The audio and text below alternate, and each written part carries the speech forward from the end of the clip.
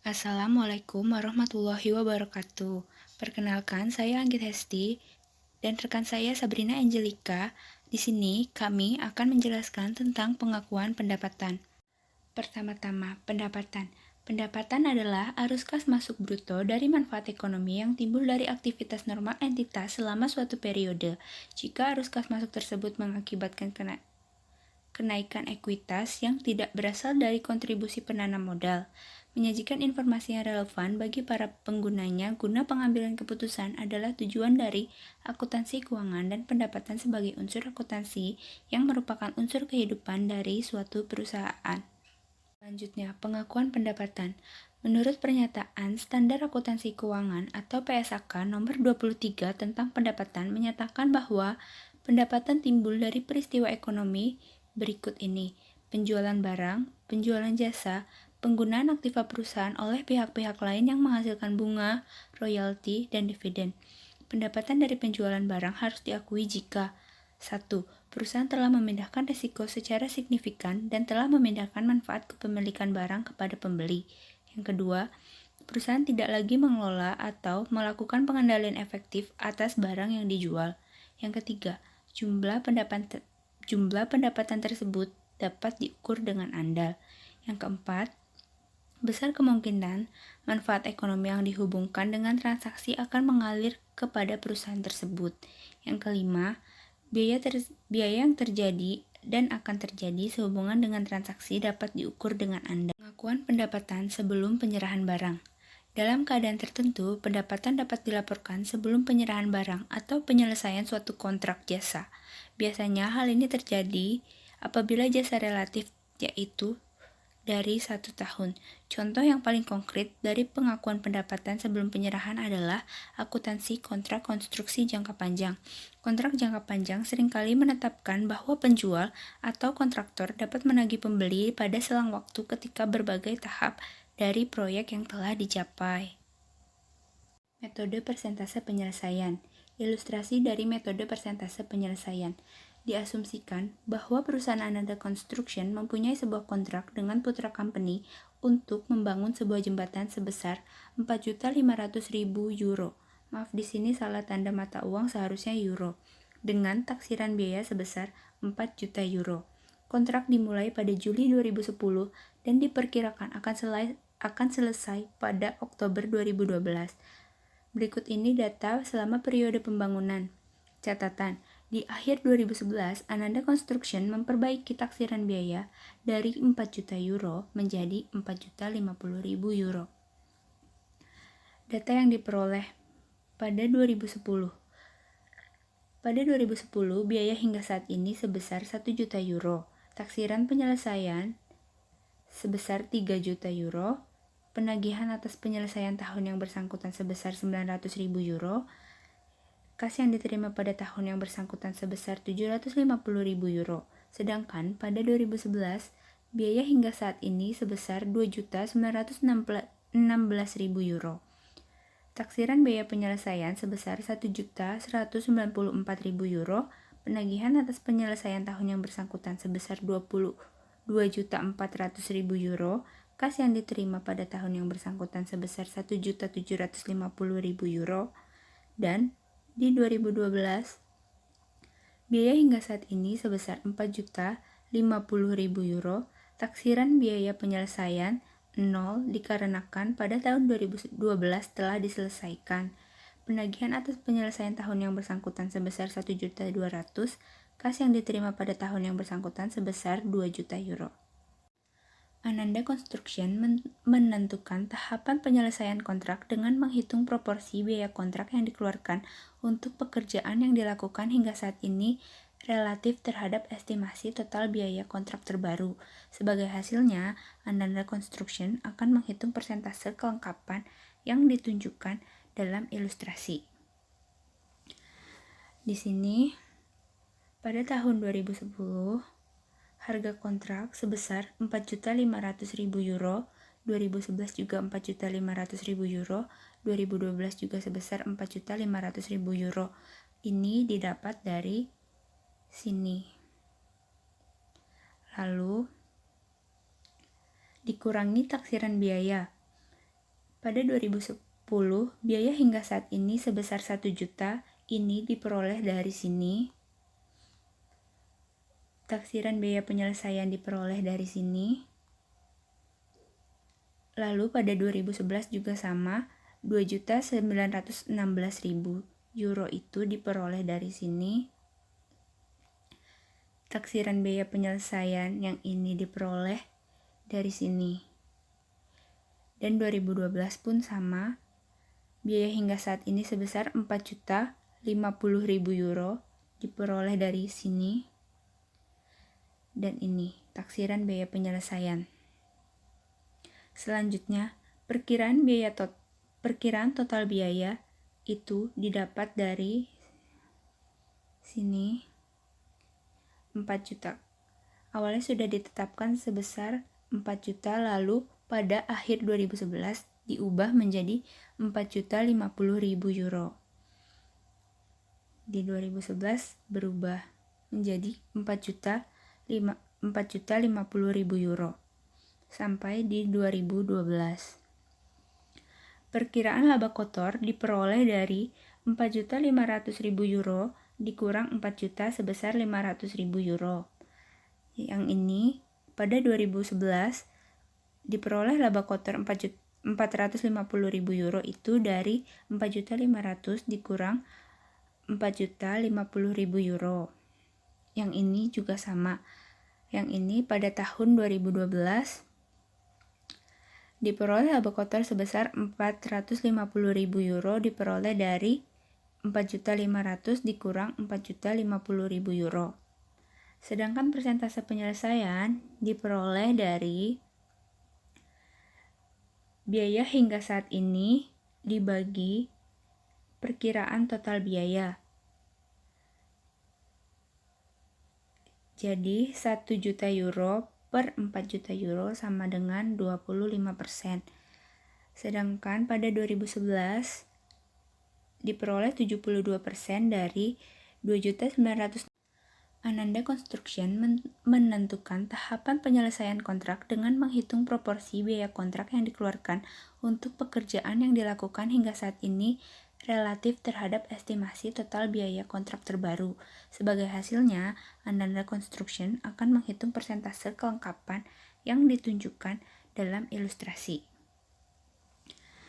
Di sini, pada tahun 2010, harga kontrak sebesar 4.500.000 euro, 2011 juga 4.500.000 euro, 2012 juga sebesar 4.500.000 euro.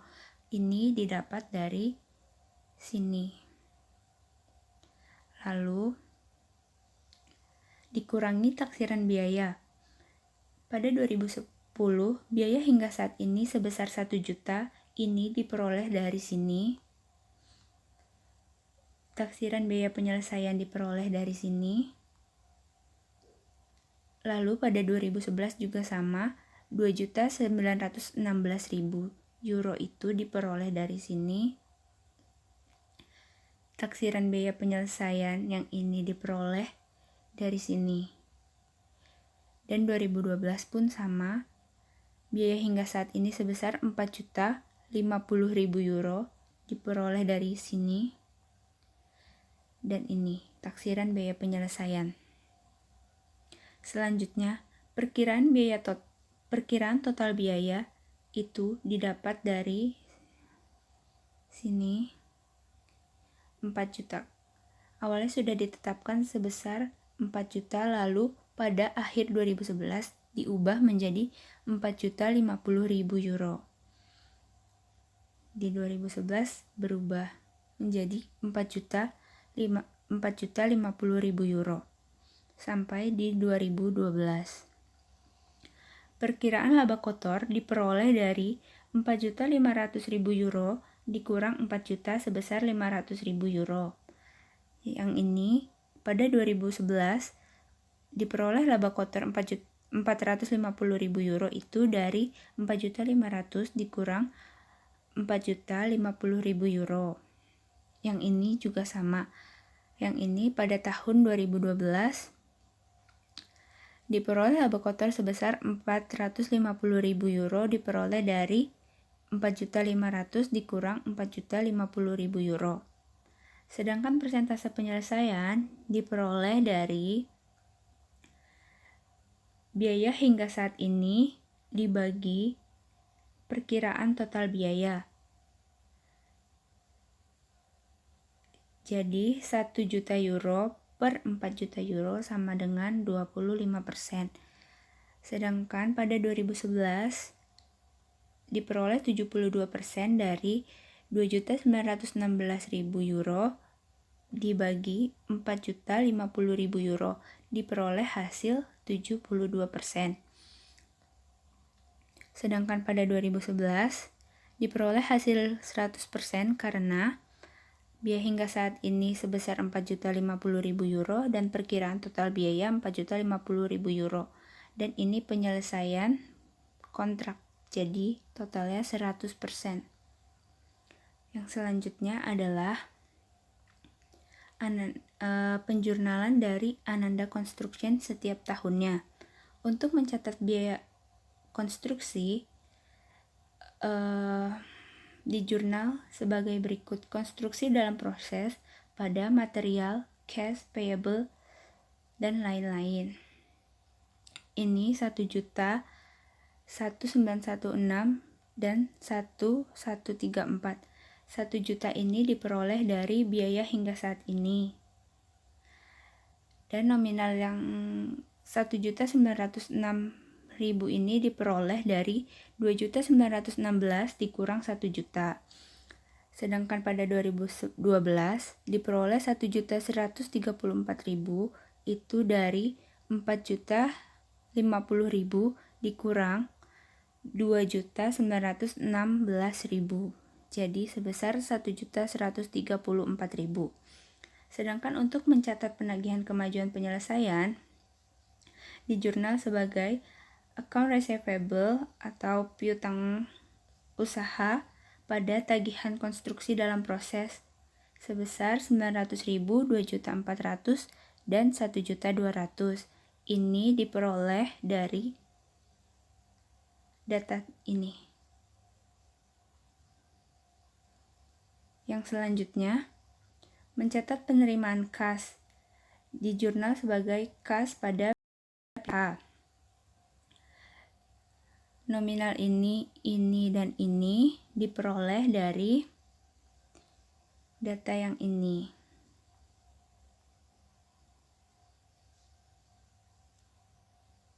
Perhitungan ini dihitung untuk mengetahui taksiran pendapatan, biaya, dan laba kotor yang diakui Ananda Construction untuk setiap tahunnya. Untuk perhitungan yang saat ini adalah pengakuan pendapatan hingga saat ini. Dan yang diakui pada tahun sebelumnya adalah perhitungan pendapatan pada tahun sebelumnya.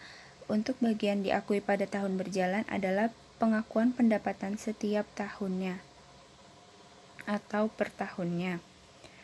Pada tahun 2010, di perhitungan saat ini, pendapatan itu rumusnya harga kontrak dikali persentase penyelesaian. Jadi, 4.500.000 euro dikali 25% sebesar 1.125.000 euro. Sedangkan untuk biaya, ini didapat dari data yang pertama. Jadi 1.125.000 euro dikurang 1 juta menjadi 125.000 euro itu untuk gross profit pada tahun 2010. Sedangkan pada tahun 2011 pendapatan harga kontrak dikali persentase penyelesaian yaitu 4.500.000 euro dikali 72% sebesar 3.240.000 euro. Dan untuk biayanya, ini dilihat dari data yang pertama sebesar 2.916.000 euro. 3.240.000 euro dikurang 2.916.000 euro menjadi 324.000 euro. Itu adalah gross profit pada tahun 2011. Sedangkan pada tahun 2012, pendapatan harga kontrak dikali persentase penyelesaian, karena pada 2012 itu adalah penyelesaian kontrak, jadi persentase penyelesaiannya sebesar 100%. 4.500.000 euro dikali 100% sebesar 4.500.000 euro.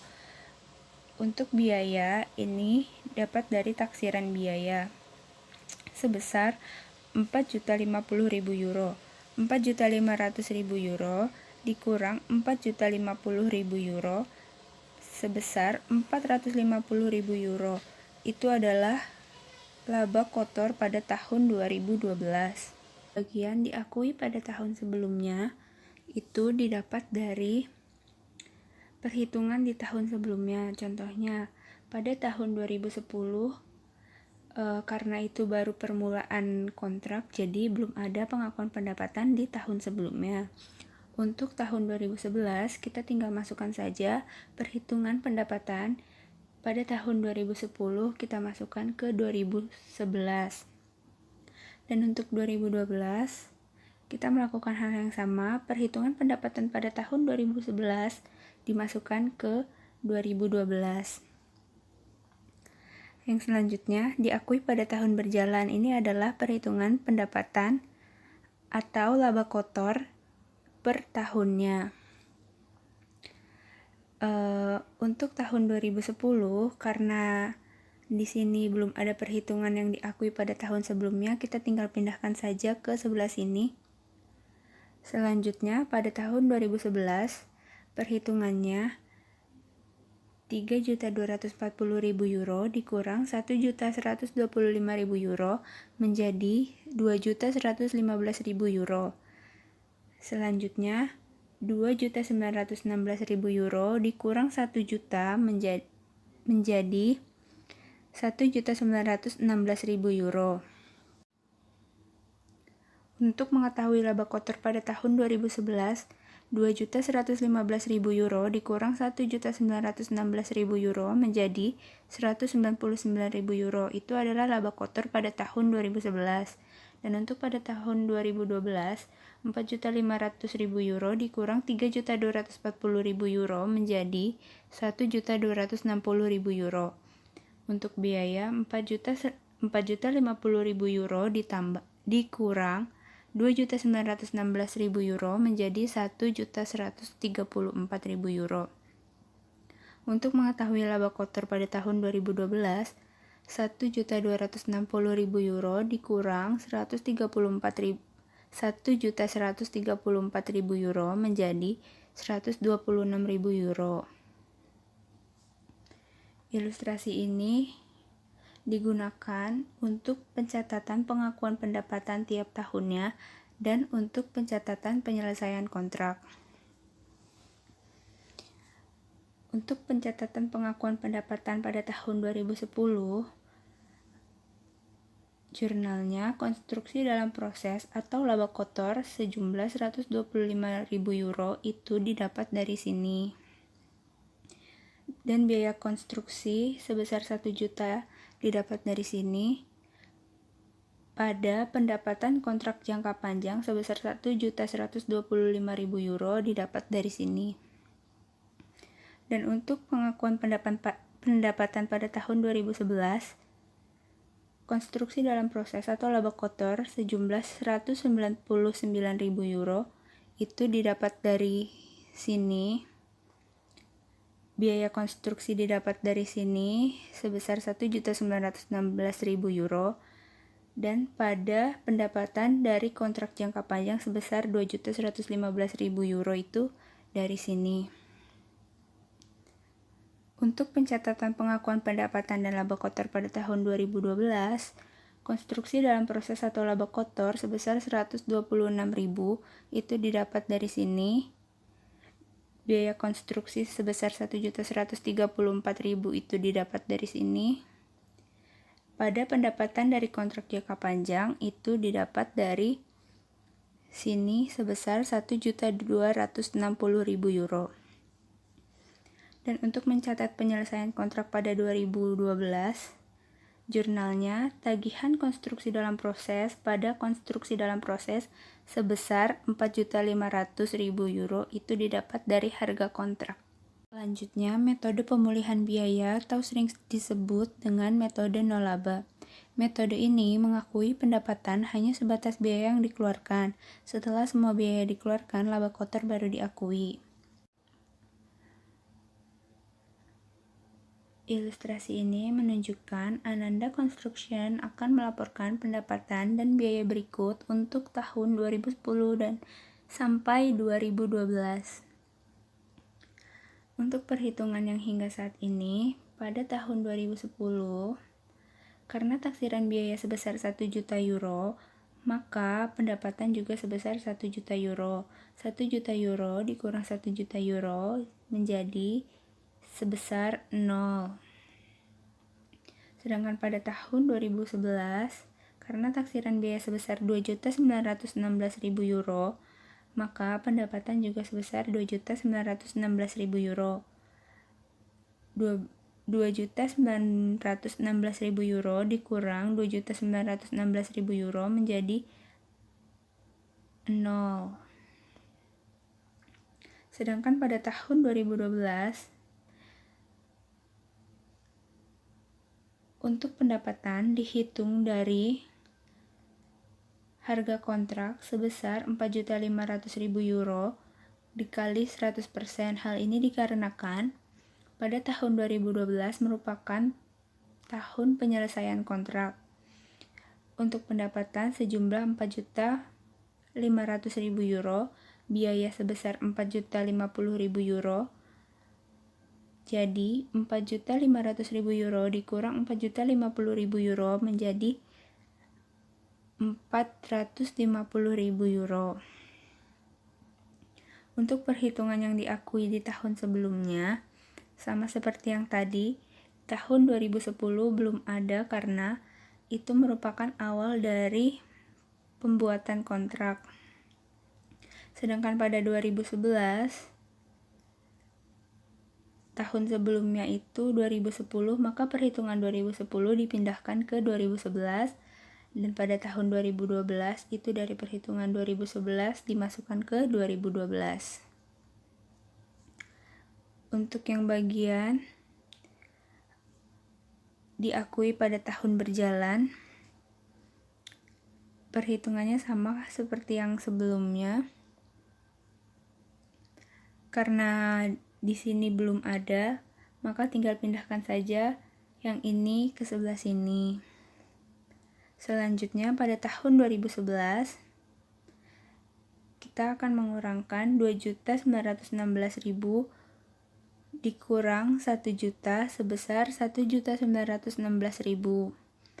Selanjutnya 2.916.000 dikurang 1 juta sama dengan 1.916.000. Maka 1.916.000 dikurang 1.916.000 menjadi 0. Yang selanjutnya pada tahun 2012, 4.500.000 euro dikurang 2.916.000 euro menjadi 1.584.000 euro. Dan pada biaya 4.050.000 euro dikurang 2.916.000 euro menjadi 1.134.000 euro. Selanjutnya 1.584.000 euro dikurang 1.134.000 euro menjadi 450.000 euro. Ini merupakan laba kotor tahun 2012 yang diakumulasikan semuanya. Bandingkan jumlah laba kotor yang akan diakui Ananda Construction untuk proyek jembatan berdasarkan dua metode pengakuan pendapatan. Di sini perbedaannya. Untuk metode persentase penyelesaian, laba kotor diakui setiap tahunnya sesuai dengan persentase penyelesaiannya. Sedangkan untuk metode pemulihan biaya atau nol laba, laba tidak diakui pada tahun-tahun sebelumnya, tetapi diakumulasikan atau baru diakui ketika penyelesaian kontrak. Kerugian kontrak jangka panjang. Dua jenis kerugian dapat menjadi jelas di bawah kontrak jangka panjang. Pertama, Kerugian di periode ini dalam kontrak menguntungkan. Kondisi ini timbul apabila selama periode pembangunan ada kenaikan besar atas taksiran biaya kontrak. Tetapi kenaikan tersebut tidak menghapus semua laba kontrak tersebut. Dengan metode persentase penyelesaian, kenaikan taksiran biaya memerlukan penyesuaian atas kelebihan laba kotor yang diakui dari proyek tersebut dalam periode sebelumnya. Contoh ilustrasi, asumsikan pada 31 Desember 2011, Ananda Construction menaksirkan biaya penyelesaian kontrak pembangunan jembatan sebesar Rp1.468.962.000 sebagai ganti dari Rp1.134.000. Asumsikan semua data sama dengan sebelumnya. Ananda Construction akan menghitung persentase penyelesaian dan mengakui kerugian sebagai berikut. Perhitungan rugi yang dapat diakui. Metode persentase penyelesaian. Biaya hingga saat ini yaitu 31 Desember 2011 sebesar Rp2.916.000. Ini didapat dari taksiran biaya hingga 2011. Lalu, taksiran biaya penyelesaian atau revisi sebesar Rp1.468.962. Itu didapat dari sini. Kemudian, Rp2.916.000 ditambah Rp1.468.962 menjadi Rp4.384.962.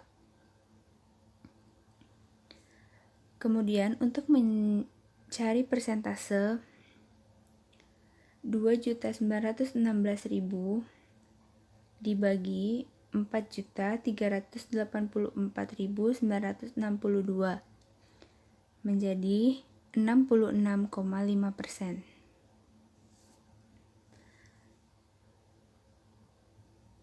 Untuk menghitung pendapatan yang diakui pada tahun 2011, Rp4.500.000 dikali persentase penyelesaian yaitu sebesar 66,5% dikurang Rp1.125.000 yang merupakan pendapatan di tahun 2010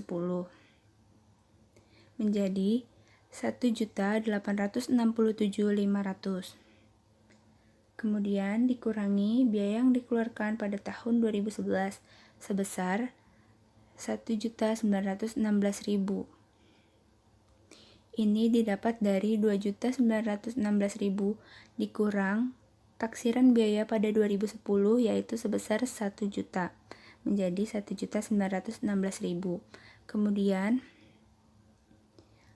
untuk menghitung rugi Rp1.867.500 dikurang Rp1.916.000 sebesar minus Rp48.500. Ini merupakan rugi yang diakui pada 2011. Bandingkan perhitungan tersebut dengan contoh sebelumnya. Ada perubahan dalam persentase penyelesaian dari 72% menjadi 66,5% sebagai akibat adanya kenaikan taksiran biaya di masa yang akan datang untuk menyelesaikan kontrak tersebut. Pada 2011, rugi sebesar Rp48.500 merupakan penyesuaian kumulatif atas kelebihan laba kotor yang diakui pada 2010.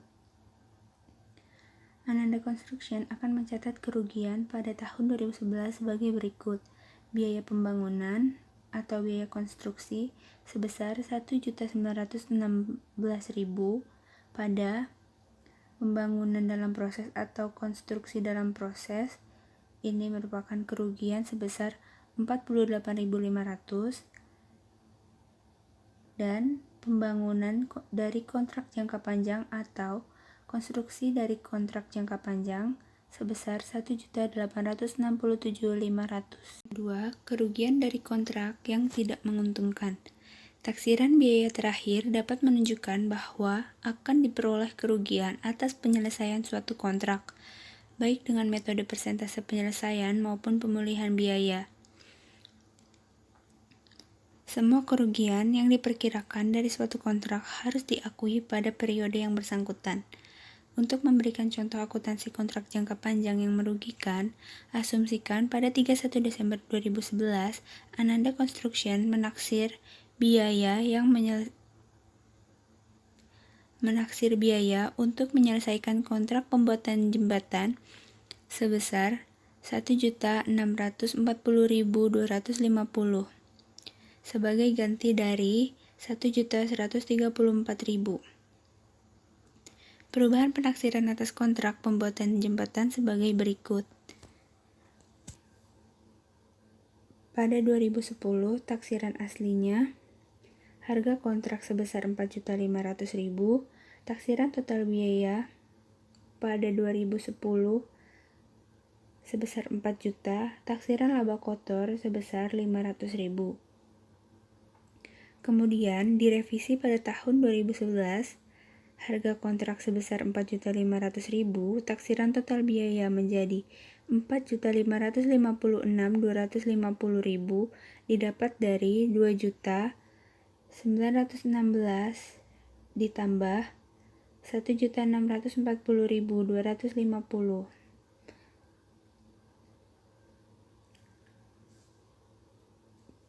Kemudian 4.500.000 dikurang 4.556.250 menjadi minus 56.250.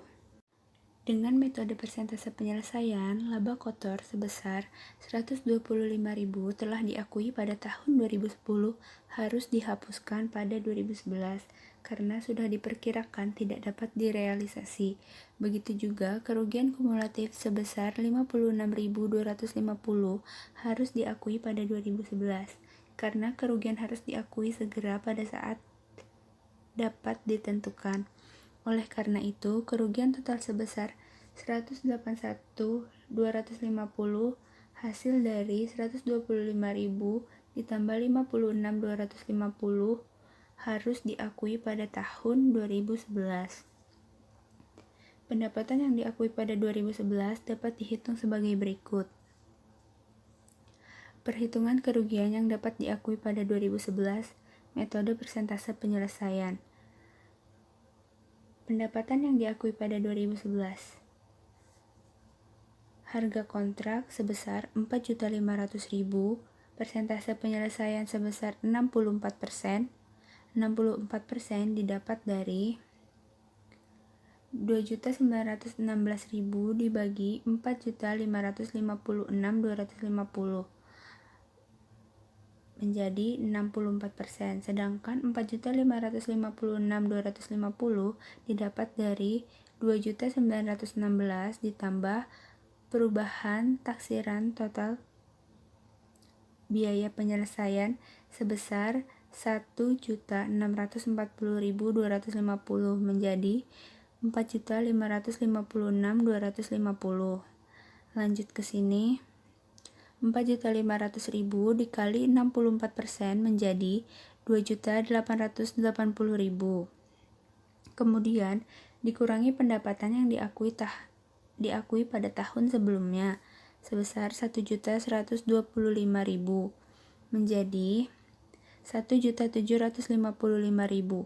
Itu merupakan pendapatan yang diakui di 2011 setelah Untuk menghitung biaya konstruksi yang akan dibebankan pada tahun 2011, Ananda Construction menambahkan total kerugian yang harus diakui pada tahun 2011 sejumlah 125.000 ditambah 56.250 ke pendapatan yang akan diakui pada tahun 2011. Pendapatan yang diakui di 2011 sebesar 1.755.000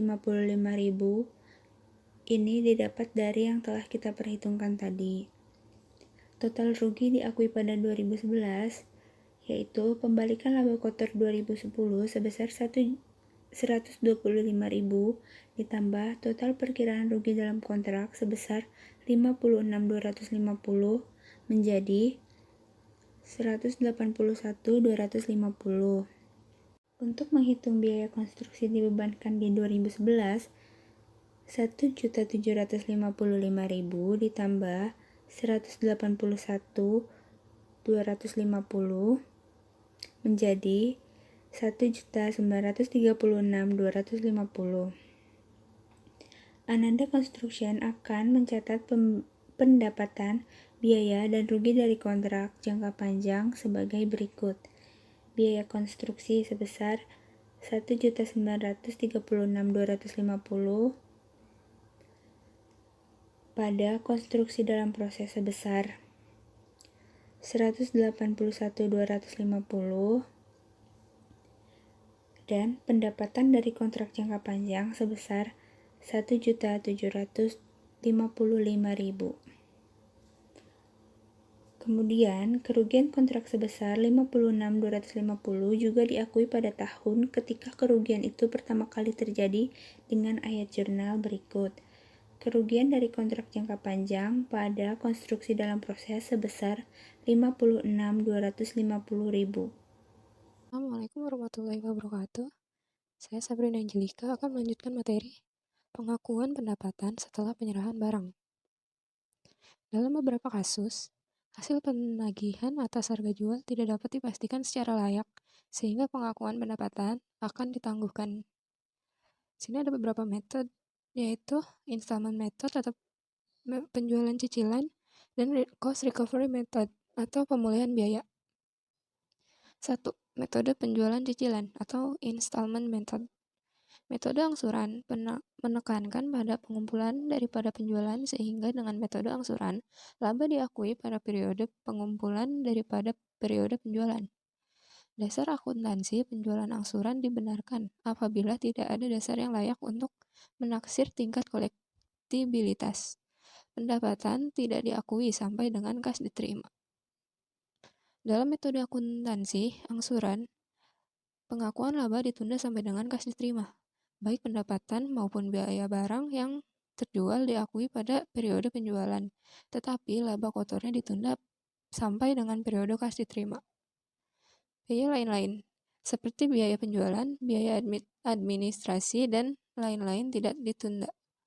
Biaya barang yang terjual ditunda secara proporsional dengan pendapatan yang ditunda atau penundaan laba kotor. Tetapi biaya keuangan dan biaya operasi dibebankan pada periode dikeluarkannya. Hal tersebut dikarenakan 1. Biaya tersebut tidak terikat dengan penjualan seperti halnya biaya barang yang terjual. 2. Pembagian secara adil di antara periode sangat sulit untuk dilakukan. Prosedur menangguhkan pendapatan dan harga pokok penjualan. Penundaan tidak dilakukan terhadap harga penjualan dan biaya, tetapi terhadap laba kotornya. Hal tersebut berpengaruh sama dengan penundaan pendapatan dan biaya. Untuk penjualan tahun yang bersangkutan. 1. Selama 1 tahun, mencatat penjualan dan biaya atas penjualan dengan cara biasa, dengan rekening-rekening yang akan dijelaskan setelah ini, lalu dihitung tingkat laba kotor atas transaksi penjualan cicilan. Kedua, pada akhir tahun. Terapkan tingkat laba kotor itu ke penagihan kas dari penjualan cicilan tahun berjalan untuk mendapatkan laba kotor yang direalisasi. 3. Laba kotor yang belum direalisasi harus ditangguhkan sampai tahun berikutnya. Untuk penjualan yang dilakukan pada tahun-tahun sebelumnya, tingkatkan laba kotor atas penjualan setiap tahun harus diterapkan pada penagihan tunai piutang usaha yang timbul dari penjualan tahun berjalan untuk mendapatkan laba kotor yang direalisasi. Transaksi penjualan cicilan harus dicatat dalam akun terpisah dari semua penjualan lainnya. Kedua, laba kotor penjualan yang dilakukan secara cicilan harus dapat ditentukan. 3. Jumlah kas yang tertagih dari piutang usaha penjualan cicilan harus diketahui, dan selain itu jumlah keseluruhan yang tertagih dari penjualan tahun berjalan serta setiap tahun sebelumnya juga harus dapat ditentukan. Keempat, penyisihan harus dibuat untuk mengkompensasi kemuka laba kotor yang ditangguhkan setiap tahunnya. Metode pengakuan laba kotor pada penjualan cicilan. 1. Penjualan laba kotor pada saat terjadinya penjualan angsuran. Jika aktiva tetap dijual secara angsuran, Perusahaan akan mendebit piutang usaha angsuran dan mengkredit perkiraan aktiva yang bersangkutan, serta mengkredit pula laba atas penjualan aktiva tersebut. Jurnalnya, piutang usaha angsuran ada di debit dan aktiva tetap dikredit, laba atas penjualan aktiva dikredit. Jika beban tidak tertagihnya piutang dan lain sebagainya, harus diestimasi pada periode terjadinya penjualan angsuran, yaitu dengan mendebit perkiraan beban dan mengkredit perkiraan penilaian aset seperti penyisihan biaya, penjualan angsuran, dan penyisihan piutang angsuran. Jurnal ya, beban di debit dan penyisihan piutang angsuran dikredit. Jika pada periode berikutnya penjualan angsuran tersebut terjadi, perkiraan penyisihan tersebut akan didebit dan kas yang dikeluarkan serta saldo piutang usaha yang tidak tertagih akan dikredit. Jurnalnya, penyisihan piutang angsuran didebit, kas dan piutang usaha angsuran ada di kredit. Laba kotor diakui sejalan dengan realisasi penerimaan kas. Penerimaan pembayaran pertama dicatat sebagai pengembalian harga pokok atau kos dari barang yang dijual atau servis yang diserahkan. Sesudah seluruh harga pokok atau kos kembali, maka penerimaan-penerimaan selanjutnya baru dicatat sebagai keuntungan. Prosedur ini dianggap sangat konservatif. B. Penerimaan pembayaran pertama dicatat sebagai realisasi keuntungan yang diperoleh sesuai dengan kontrak penjualan. Sesudah seluruh keuntungan yang ada terpenuhi, maka penerimaan-penerimaan selanjutnya dicatat sebagai pengumpulan kembali atau pengembalian harga pokok atau kos. Oke, setiap penerimaan pembayaran yang sesuai dengan perjanjian dicatat baik sebagai pengembalian harga pokok atau kos maupun sebagai realisasi keuntungan di dalam perbandingan dan yang sesuai dengan posisi harga pokok dan keuntungan yang terjadi pada saat perjanjian penjualan angsuran ditandatangani. Pada metode ini, jika aktiva tetap atau bukan barang dagang dijual secara angsuran, perusahaan akan mendebit perkiraan piutang usaha, angsuran, dan kredit harta yang bersangkutan serta mengkredit laba kotor yang ditangguhkan atau yang belum direalisasi. Jurnalnya, piutang usaha angsuran ada di debit, aktiva tetap dan laba kotor yang ditangguhkan atau yang belum direalisasi ada di kredit.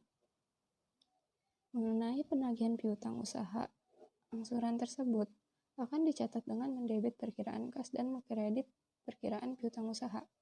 Jurnalnya, kas ada di debit, piutang usaha angsuran ada di kredit. Selanjutnya, pada akhir periode, saat dilakukan jurnal penyesuaian akan dicatat sebagai berikut. Laba kotor yang belum direalisasi ada di debit, dan laba kotor yang direalisasi ada di kredit.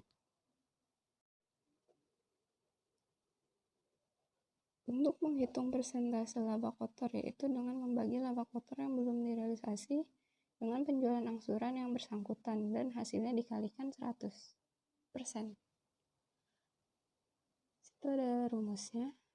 Laba kotor ditangguhkan sama dengan HPP, sama dengan penjualan diambil HPP, sama dengan laba kotor yang belum direalisasi dibagi penjualan angsuran dikali 100%. Contoh kasus. PT ABC menjual tanah dan bangunan pada tanggal 1 Januari 1997.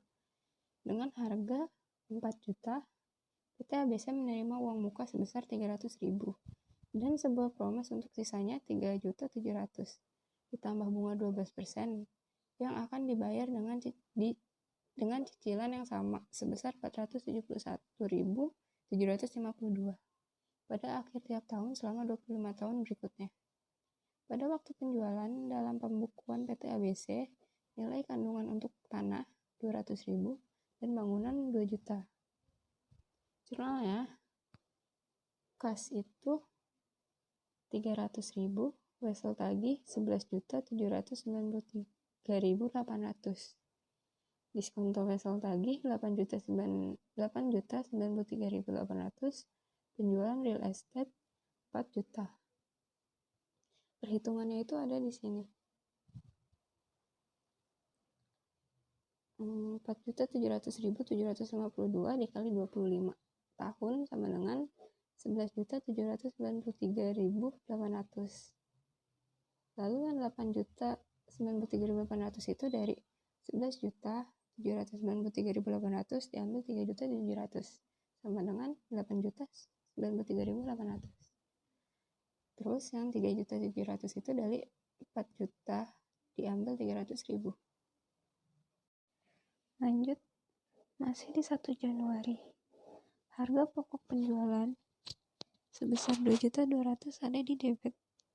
Tanah 200.000, bangunan 2 juta ada di kredit. Selanjutnya penjualan real estate 4 juta di debit. Harga pokok penjualan 2.200.000 dan laba kotor ditangguhkan 1.800.000 ada di kredit. Persentase laba kotor untuk penjualan ini adalah 45%. Itu dari 1.800.000 dibagi 4 juta. Persentase ini diterapkan pada tiap penerimaan kas yang dikurangi dengan jumlah bunga termasuk dalam penerimaan kas. Masih di 1 Januari, laba kotor ditangguhkan 135.000 di debit, laba kotor direalisasi 135.000 di kredit. Itu perhitungannya juga dari sini. 45% dikali 300.000. Terus di 31 Desember, kas 471.752 dan diskonto wesel tagih 444.000 di debit. Wesel tagih 471.752 dan pendapatan bunga 444.000 di kredit. 440.000 itu didapat dari perhitungan yang ini. 3.700.000 dikali 12% sama dengan 444.000. Lalu ada laba kotor ditangguhkan di debit, laba kotor direalisasi sebesar 12.488 di kredit. Itu hitungannya dari sini. 471.752 diambil 444.000 sama dengan 27.752. Terus dikali 45% sama dengan 12.488. Kedua, metode perolehan kembali. Contohnya masih sama kayak yang sebelumnya. Penerimaan dari kontrak penjualan real estate untuk PT ABC dirasakan sangat tidak pasti sehingga metode perolehan kembali harga pokok harus digunakan. Menurut metode ini, nilai kandungan real estate sebesar 2.200.000 harus diperoleh kembali sebelum pendapatan atau laba diakui, termasuk pengakuan pendapatan bunga atas kontrak. Ayat-ayat pembekuan yang sama akan dibuat untuk mencapai penjualan. Harga pokok penjualan dan laba kotor yang ditangguhkan seperti yang dilakukan menurut metode penjualan cicilan. Selisih antara nilai buku harta dan uang muka yang diterima harga pokok yang belum diperoleh kembali yaitu sebesar 1.900.000. Itu dari 2.200.000 diambil 300.000. Harga pokok yang belum diperoleh kembali juga dapat dihitung sebagai berikut. Misal tagihnya 11.793.800 dikurang 8.093.800 ditambah laba kotor yang ditangguhkan dengan jumlahnya 9.893.800. Terus 11.793.800 dikurang 9.893.800 sama dengan 1.900. Ketika pembayaran tahunan yang pertama sebesar 471.752 diterima, akan dibuat ayat jurnal tanggalnya 31 Desember. Kas 471.752 dan diskonto wesel tagih 444.000 ada di debit. Kemudian wesel tagih 471.752 dan laba kotor penjualan real estate yang ditangguhkan 444.000 ada di debit. Di kredit maksudnya.